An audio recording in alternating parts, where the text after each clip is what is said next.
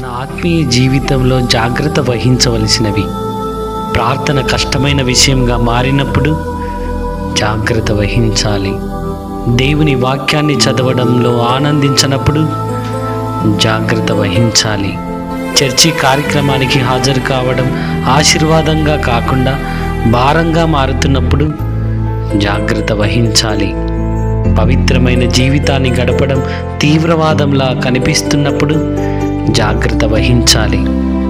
పాపభరితమైన జీవనశైలిగా మారినప్పుడు జాగ్రత్త వహించాలి. దేవుని కంటే భూ సంబంధమైన వాటి కోసం ఆరాటపడినప్పుడు జాగ్రత్త వహించాలి.